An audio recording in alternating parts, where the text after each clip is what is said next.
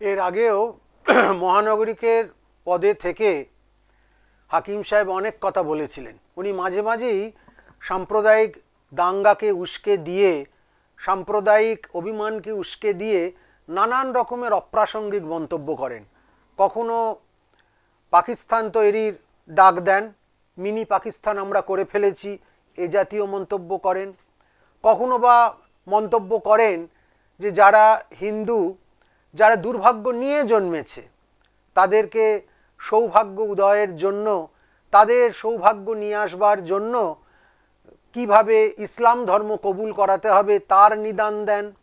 কিংবা কখনো আবার বলেন যে কি সুন্দর সারে সারে সাদা ফেজ টুপি দেখা যাচ্ছে, এটা দেখতেও কত ভালো লাগছে, এরকম যদি সারা পশ্চিমবঙ্গটা হতো অনেক ভালো হতো।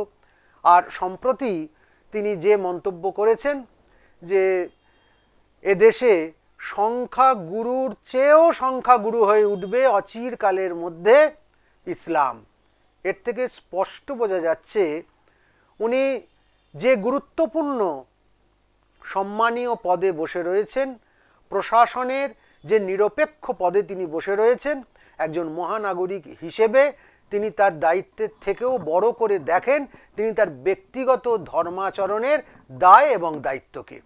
এটা সংখ্যাগুরু হিন্দুদের প্রাণে, গণতান্ত্রিক দেশের নাগরিকদের প্রাণে যেভাবে ব্যথা পৌঁছয়, তাদের অস্মিতাবোধে, তাদের স্বাভিমানে যেভাবে আঘাত করে, এটাকে কোনোভাবেই মেনে নেওয়া যায় না। ওনার মতো একটি গুরুত্বপূর্ণ পদাসীন ব্যক্তির এ কথা শোভা পায় না। ফিরহাদ হাকিমের কন্যা প্রিয়দর্শিনী, তার বক্তব্য যে বাবা উর্দুতে বলেছেন, আমার মনে হয় বাংলা অনুবাদ হতে গিয়ে সেটা গুলিয়ে গিয়েছে। আপনারা খোঁজ নিয়ে দেখুন, এই প্রিয়দর্শিনীকে পরীক্ষায় পাশ করানোর জন্য তিনবার প্রশ্নপত্র বদল করা হয়েছিল এবং 3 বারের ফেল ছিল। তার ডাক্তারি জীবনের ইতিহাস আপনারা খুঁজে বার করুন, বার করলেই বুঝতে পারবেন যে তার মেধা এবং প্রতিষ্ঠার মধ্যে কতখানি অন্তরায় আছে। এসব প্রসঙ্গ আমি টেনে তুলে নিয়ে আসবো না, তবে একটা কথা বলবো যে এখনো পর্যন্ত হিন্দুরা এত মূর্খ হয়ে যায়নি যে তারা উর্দু ভাষা এবং তার অনুবাদ এই দুটোর মধ্যে সব কিছু গুলিয়ে ফেলে একটা একরকম অর্থকে আর একটা অন্যরকম অর্থে পর্যবসিত করে ফেলবেন। এতখানি বুর্বাক এবং উজবুক ভাবার কোনো কারণ হয়নি। বাবার হয়ে যতই মেয়ে নাবুক না কেন, মেয়ে তার নিজের শিক্ষাগত যোগ্যতা এবং কেরিয়ার নিয়ে ভাবুক, সে কতটা বুঝতে পারছে, আদৌ উর্দু ভাষা বুঝতে পারছে কিনা সেটা সে ভেবে দেখুক। বাংলাদেশ থেকে কিন্তু ভারতকে হুঁশিয়ারি দিয়েছেন অবসরপ্রাপ্ত সেনাকর্তা যে কলা চুষবো না, নিউক্লিয়ার বম্ব লঞ্চ করা হবে ভারতের বিরুদ্ধে। আসলে ভেতরে ভেতরে বাংলাদেশ, পাকিস্তান, চীন এরা মিলে মিশে এই যে উপমহাদেশে একটা শান্তির বাতাবরণকে বিঘ্নিত করতে চাইছে এবং একটা অশুভ আঁতাত তৈরি করছে, এটা অনেক দিন আগেই কিন্তু স্পষ্ট হয়ে গেছিল। আজকে বাংলাদেশের আধিকারিকদের কথায় সে কথা একেবারে দিনের আলোর মতো প্রকাশ্যে চলে আসছে।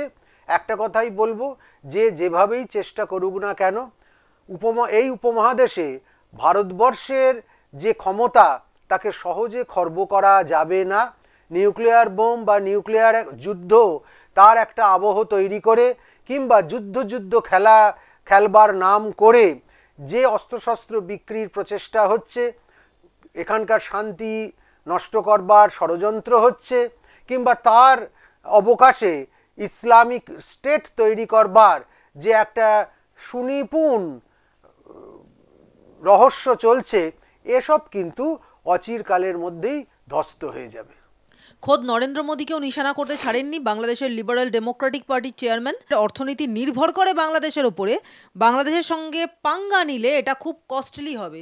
ভয়ঙ্কর কথা তো, বাংলাদেশের ওপর নাকি অর্থনীতি নির্ভর করে অন্যান্য দেশের।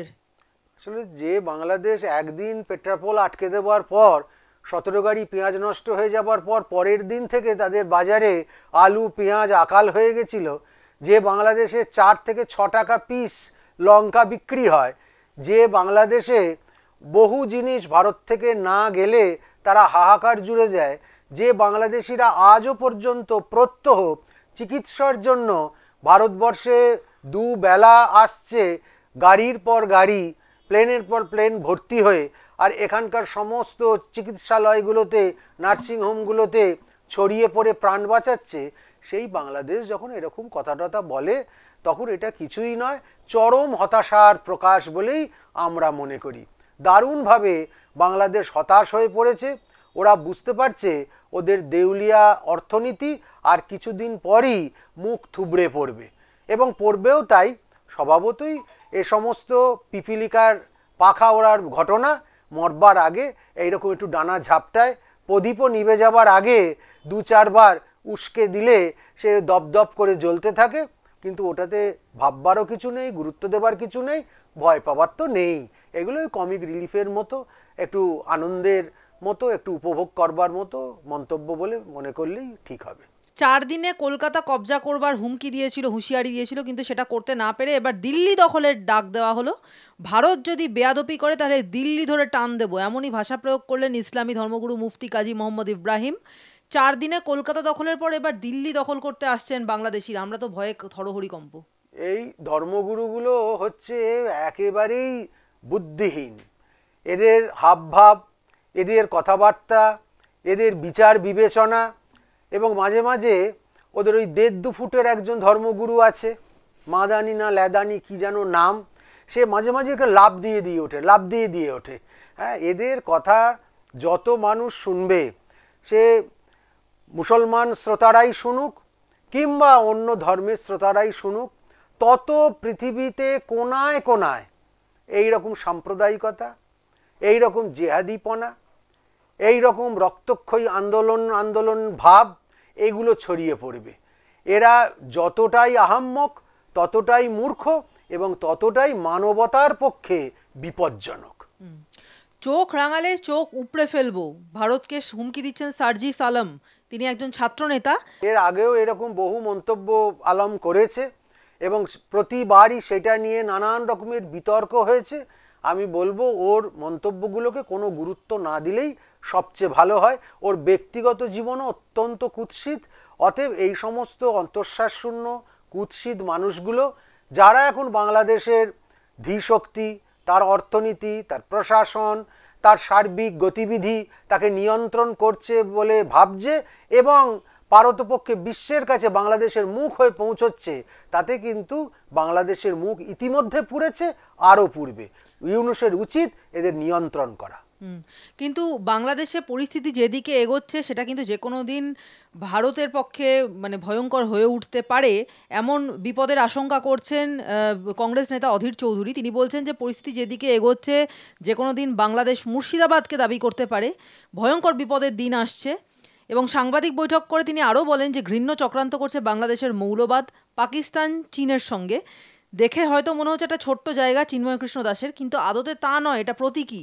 এই বাংলাদেশ ভারতের জন্য বড় বিপদের কারণ হয়ে উঠতে চলেছে। অধীরবাবু যে ধীরে হলেও তার বোধোদয় হয়েছে, বেলায় হলেও যে তিনি বুঝতে পেরেছেন যে 7 সকালে অম্বল হলে সারাদিন কিরম নষ্ট হয়ে যায়, এটাই অনেক শুভ বুদ্ধির লক্ষণ বলে মনে করব। যা বলছেন সেটা সর্বাংশে মিথ্যা নয়, তার মধ্যে সারবত্তা তো নিশ্চয়ই আছে। তবে এ কথাগুলো আরও কিছুদিন আগে যদি প্রকাশ্যে বলতেন অনেক ভালো হতো।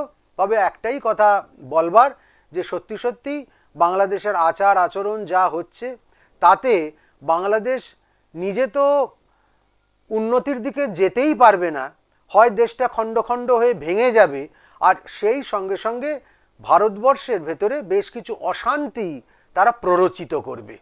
তাতে ভারতের সার্বভৌমত্ব তো নষ্ট হবে না, কিন্তু ভারতের কিছু শান্তি বিঘ্নিত হবে।